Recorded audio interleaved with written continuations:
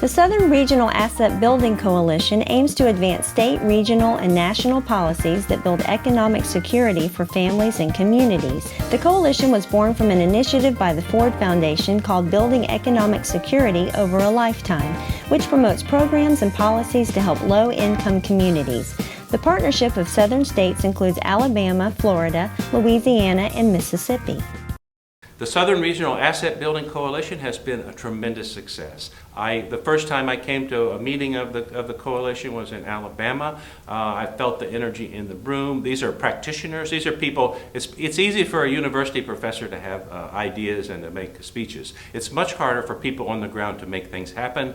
What's happening in this room with the Southern Regional Asset Building Coalition is that people are engaged in the lives of real people in their community and trying to make changes, trying to influence local conditions and trying to influence public policy so that all people, low-income people, people of color, are able to accumulate some assets that can help to stabilize their lives and help them raise the next generation, and that's in the interest of everybody.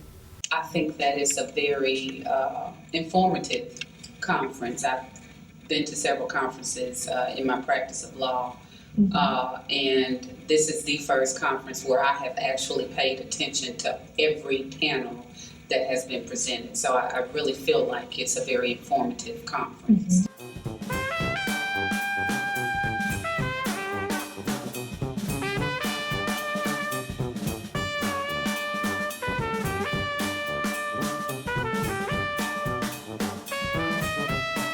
This conference has huge value. We have a conference here that is talking about asset building in the community.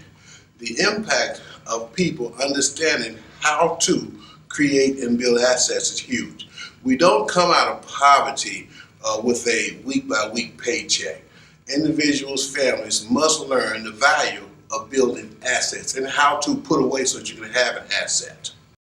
The South is the place where, yes, the Southern politicians, the white power structures have been an obstacle to equality and democracy in this country. So, we're thinking like this is supposed to be a better place than it is.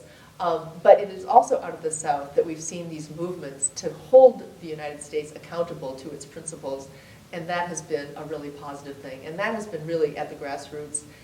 Ordinary people, a lot of African American farmers, and just standing up.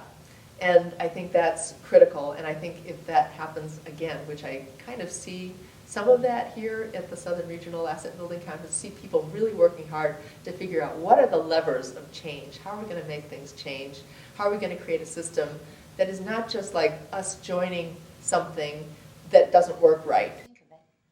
So this conference is a wonderful conception, right? In my work, I try to make the case that I'm an economist by training. So I make the case that if we're trying to solve social problems, you can't just look at it from the myopic economic lens. But it's important to bring in other social sciences like sociology to understand about group processes and group formation, psychology to understand how people make assessments of others based on their group membership and their own psychology, things like cognitive dissonance associated with identity.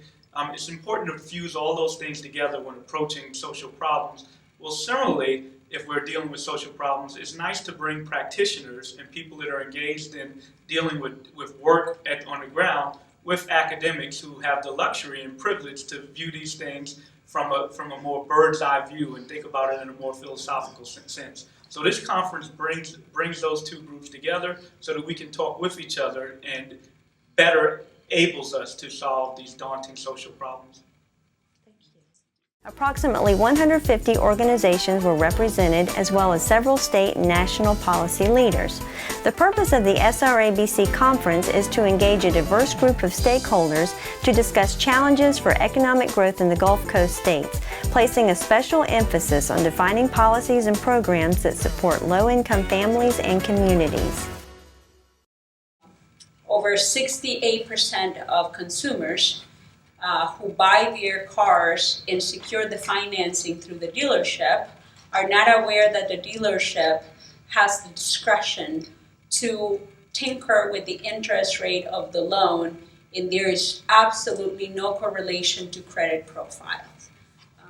if the consumer is African American or Latino, the likelihood of their level of awareness is significantly less. So more people of Latino and African American descent are not aware that this discretion is granted to dealerships. So there is room for policymakers to actually act and establish some rules of the road so that consumers are not taken advantage in the marketplace. And market markups of interest rate in auto lending should be banned. So the biggest part of it, by far, accounting for about 27% of the difference in growth of wealth among white and African American families over this period, are dynamics around home ownership. Specifically, the ways in which home equity or the value of a home grew so much more quickly for white families, particularly if they were living in relatively homogeneous white communities. And that's the huge difference. My platform for the upcoming year of 2014-15 has to do with to stop the bleeding of the finances and economic resources going out of our community and not turning back to us. It is essential that we find a way to plug those bleeding issues in our community. We need to tighten up our financial legislation in the state of Florida to make certain that we get those entities regulated and make certain that we do not see the kind of 200 to 300% return of their investments from our community.